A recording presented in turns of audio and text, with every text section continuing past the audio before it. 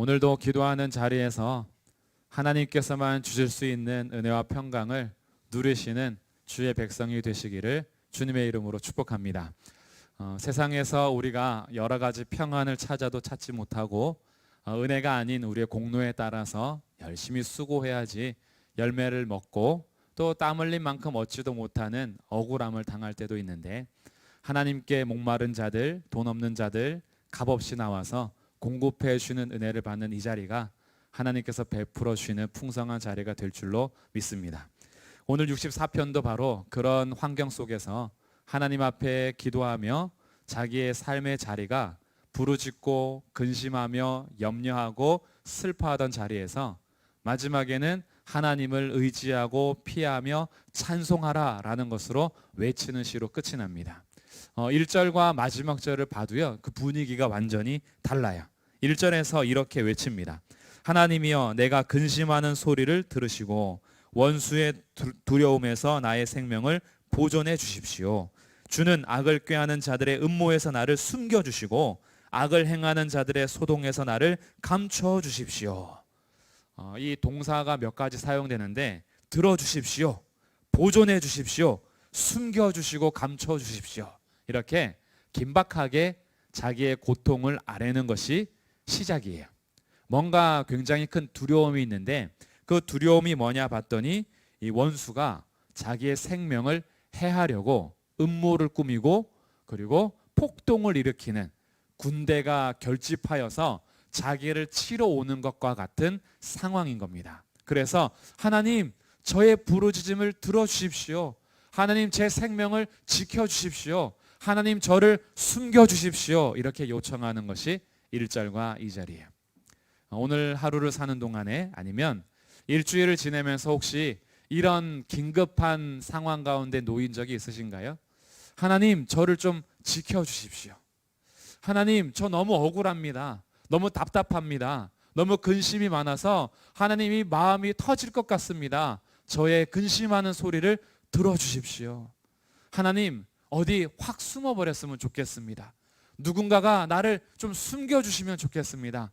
어디로 가야 할지 몰라서 너무나 힘들고 답답해서 숨을 곳이 있으면 좋겠는데, 하나님이 저를 좀 숨겨주시고 감춰주십시오. 이렇게 혹시 호소했던 그런 일주일이진 않았는가?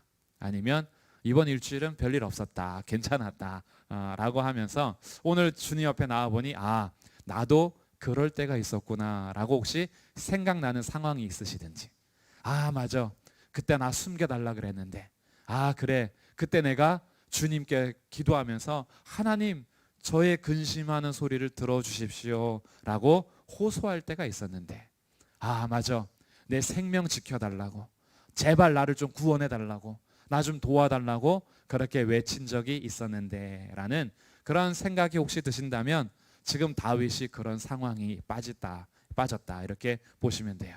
이 어떤 상황인지 역사적으로 정확히는 모르겠어요. 사울이 그를 죽이려고 군대를 보냈을 때인지, 아니면 압살롬이 아히도벨과 함께 꾀를 내서 이 다윗을 몰아치는 상황인 건지, 아니면 여러 가지 적군들이 이 다윗을 배반하고 다윗을 향하여서 음모를 꾸미고 있는 상황인지, 어떤 상황인지는 정확히 알 수 없으나 다윗이 하나님 앞에 기도하는 이 순간은 사실은 절체절명의 위기 속에서 근심할 때입니다. 그래서 하나님 앞에 1절에서 하나님, 내가 근심하는 소리를 들어주십시오 이렇게 시작했어요. 근심하는 소리, 한숨, 그냥 한숨이 푹푹 쉬어질 때, 요즘에 그러지 않습니까? 뉴스 보면서 한숨이 푹 쉬어지고, 가정에서 가족 회의하다가도 한숨이 푹 쉬어지고, 교회에서 회의하다가도 한숨이 푹 쉬어지고 그럴 수도 있어요. 어디를 가든지 직장에서도 일하면서도 그냥 한숨이 푹푹 쉬어져 나올 때, 도대체 언제까지 이렇게 될 것인가? 우리로 하여금 뭔가 앞이 보이지 않을 때 하나님 앞에 나와서 오늘 우리의 한숨 소리를 그냥 땅이 꺼져라 라고 쉬는 것이 아니라, 그 한숨 소리를 하나님 앞에 바꾸어서 기도한다면 주님께서는 우리의 근심하는 소리를 지금 들으십니다. 그리고 어떻게 바뀌느냐? 마지막 절이 반전이에요. 이렇게 근심하며 두려워하면서 숨겨달라, 보존해달라, 들어달라라고 했던 시인이요, 10절 우리 같이 한번 다시 읽어보겠습니다. 시작. 의인은 여호와로 말미암아 즐거워하며 그에게 피하리니 마음이 정직한 자는 다 자랑하리로다. 아멘. 갑자기 분위기가 바뀌죠. 여호와로 말미암아 즐거워한답니다.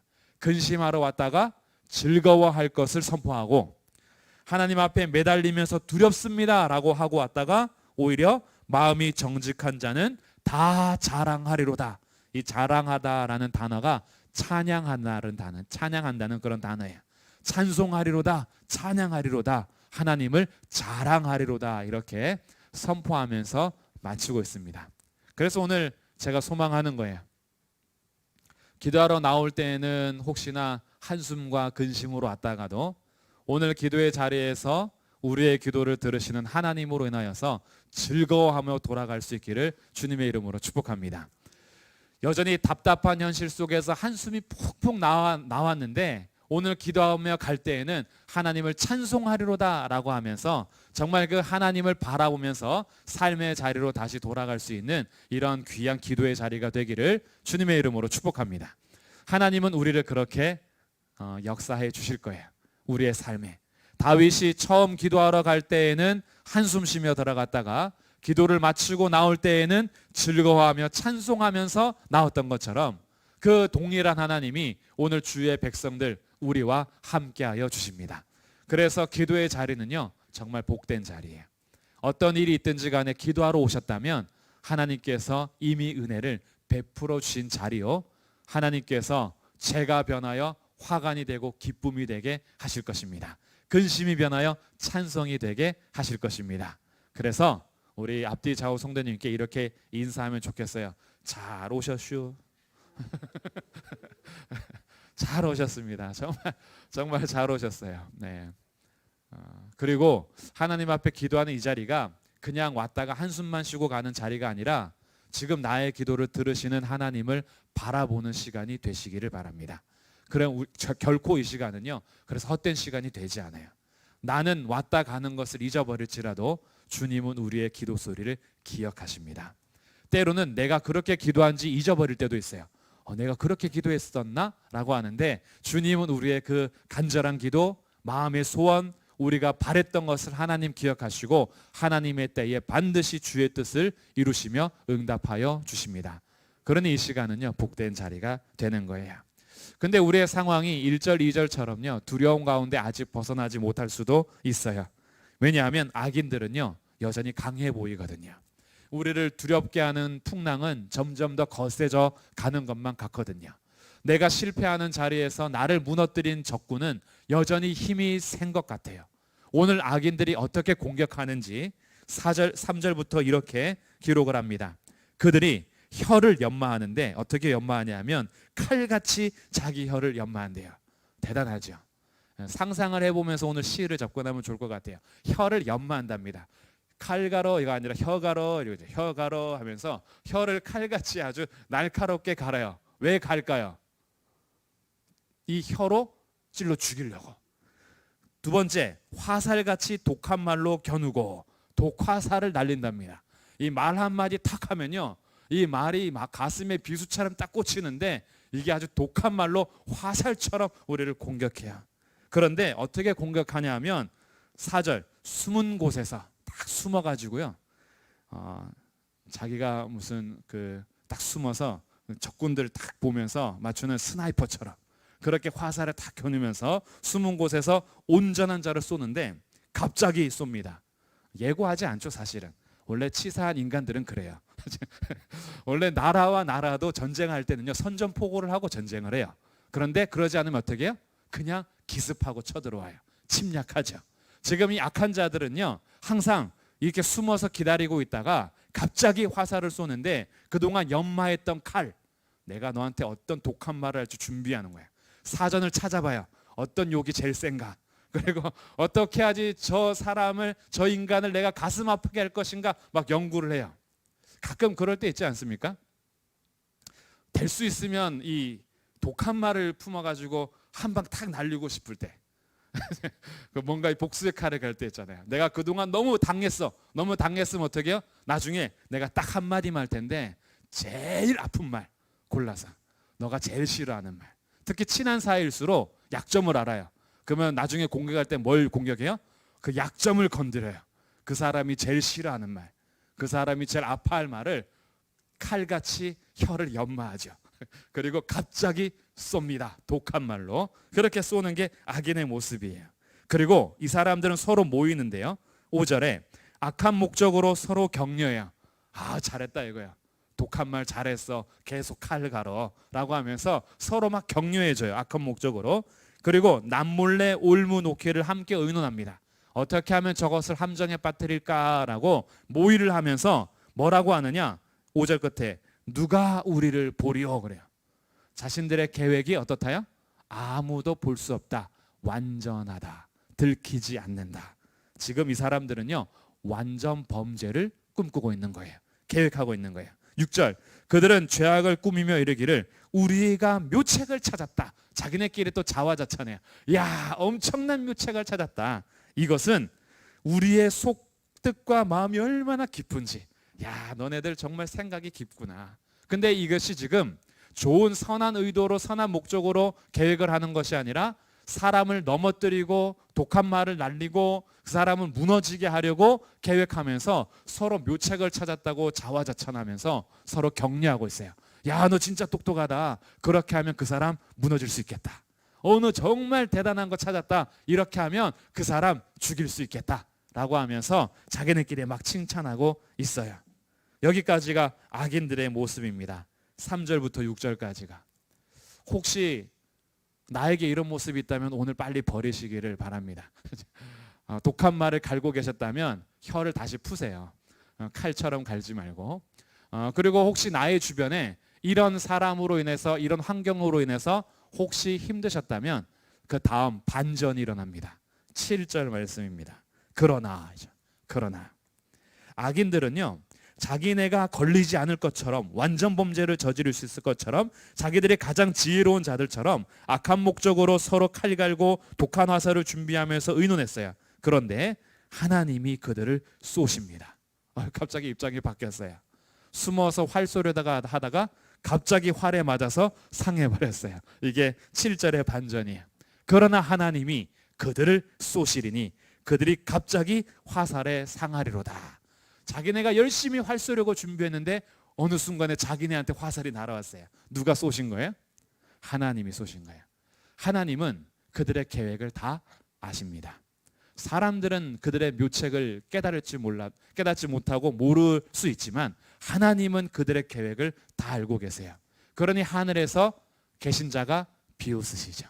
그들이 아무리 꿍꿍이 속을 가지면서 여전히 자기들끼리 모의를 해도 하나님은 그것을 다 아십니다. 그래서 하나님께서 심판하신다는 거예요. 8절에 이러므로 그들이 엎드러지리니 그들의 혀가 그들을 해함이라. 자기네가 칼 갈았던 혀가 서로를 죽이는 혀가 돼요. 자기들끼리. 그들을 보는 자가 다 머리를 흔듭니다. 쯧쯧쯧쯧 하는 거죠. 그들의 악한 계획, 자기들끼리 똑똑하다고 한 사람 무너지게 하려고 했던 것, 나중에 오히려 하나님께 심판당하는 것을 보면서 머리를 흔듭니다. 그러니까 이런 계획을 가지고 계셨다면 빨리 버리시라는 거예요. 화살 준비하다가 화살에 맞는 수가 있습니다. 그래서 우리들은요, 여기에서 하나님 앞에 나의 삶을 다시 정돈해 보는 거예요. 이런 일을 보면서 9절, 모든 사람이 두려워합니다. 우리들도 이런 시편 말씀을 통해서 두려워함이 좀 필요해요. 하나님도 속일 수 있다라고 생각하면 안 되겠죠. 하나님은 다 아시는데. 하나님 앞에 두려워하는 마음을 상실할 때 인간이 자기가 최고인 줄 알고 자기가 하나님보다 더 하나님 같은 것으로 착각해서요, 죄 지으면서도 두려워할 줄 몰라요. 그리고 그것이 완전 범죄라고 생각해요. 아무도 모른다고, 나 이거 다 속일 수 있다고 그러면서 자기가 하나님을 두려워하지 않으면 죄의 범위를 너무 넘어서는 경우가 있어요. 그런데 이 일을 보면서 모든 사람이 두려워하게 되는데 우리는 시편 64편을 보면서 동일한 두려움을 갖게 됩니다. 하나님은 아시는구나. 하나님은 다 아시는구나. 내가 악한 계획을 갖는 것, 내가 칼같이 연마해서 사람을 죽이려고 하는 독한 화살을 준비하는 것, 하나님은 아시는구나. 그러면서 9절, 하나님의 일을 선포하며 그의 행하심을 깊이 생각하게 됩니다. 하나님에 대해서 깊이 생각하죠. 하나님의 일하심을 깊이 생각하게 됩니다. 이것이 악인 편에 있을 때는요 두려워할 일인데, 마지막 10절은 의인 편에 서니까 이런 하나님이 나의 보호자가 되시는 거예요. 그래서 의인은 여호와로 말미암아 즐거워하게 됩니다. 악인들이 나를 여전히 삼키려고 하나 주님이 계세요. 나는 악인들의 묘책을 알 수 없으나 하나님은 알고 계세요. 나는 원수를 어떻게 갚아야 될지 몰라서 마음을 동동거리다가도 아니다, 원수는 내가 갚는 게 아니라 하나님 편에 있지라고 하나님으로 인하여서 즐거움을 회복하게 돼요. 그러면서 우리는 그에게로 피합니다. 10절 의인은 여호와로 말미암아 즐거워하며 그에게 피하리니, 주님이 나의 피난처가 되셔서 두려워하며 한숨 지으면서 왔다가 주님께로 피해요. 그러니까 사실은요 우리가 어디에서 진짜 주님의 행하심을 알게 되냐 하면 주님을 예배하는 자리에서, 주님을 바라보는 자리에서 우리가 주님의 행하심을 묵상하게 돼요. 밖에 있을 때는요 악인의 형통이 그저 부러웠어요. 나는 왜 저렇게 악인들은 왜 권성징악이 안 되는 거야? 정말 착하게 사는 사람이 잘 됐으면 좋겠고 악하게 사는 사람들은 벌 받으면 좋겠는데 왜 세상은 거꾸로 되는 거야? 라고 한숨 지면서 때로는 착하게 살려고 하고 말씀대로 살려고 하고 하나님 편에 서서 믿음을 지키면서 살려고 하는데 오히려 그들의 악한 것이 점점 더 독하게 올 때는요 한숨 쉴 때가 있어요. 그래서 근심하며 하나님 앞에 주님 저의 부르심을 들어주십시오. 주님 저의 생명을 보존해 주십시오. 하나님 저를 좀 숨겨 주십시오 라고 찾아왔는데, 성소에서 주님을 바라보니까, 예배하면서 하나님을 생각해 보니까 하나님은 다 알고 계셨던 거예요. 그렇구나. 그들이 화살을 준비하고 있으나 오히려 하나님이 화살을 쏘실 것이며, 그들은 자기의 힘으로 악인들이 선한 자들을 무찌르고 의인들을 짓밟으려 했으나 하나님은 그들을 보호하시니 의인은 하나님으로 인하여서 즐거워하며 그에게 피하리니. 그래서 마지막 이렇게 고백하는 겁니다. 마음이 정직한 자는 다 그를 찬양해라. 마음이 정직한 자는 다 자랑하리로다. 하나님을 자랑하면서, 자랑할 것을 선포하면서, 찬양할 것을 권하면서 이 시를 마칠 수 있게 됩니다.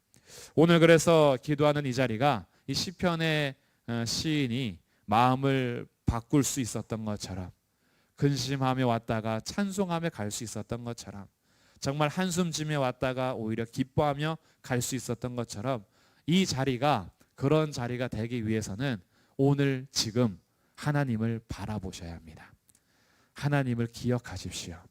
세상에서 여러 가지 소식 들을 때는 한숨밖에 나오지 않아요. 그래서 우리로 하여금 자꾸 염려와 근심이 쌓입니다.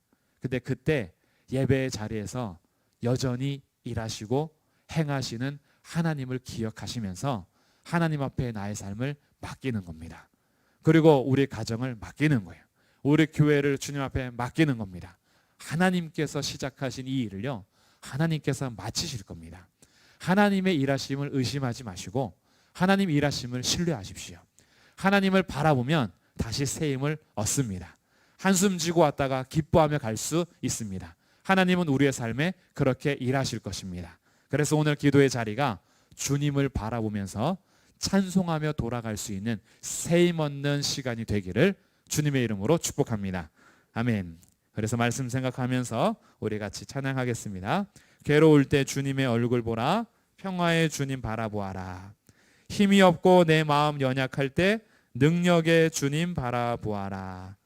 세상에서 시달린 친구들은 위로의 주님을 바라보고 주의 이름 부르는 모든 자에게 힘주시고 지켜주시는 그 주님을 우리 바라봅니다 라는 믿음의 고백을 담아서 함께 찬양하도록 하겠습니다.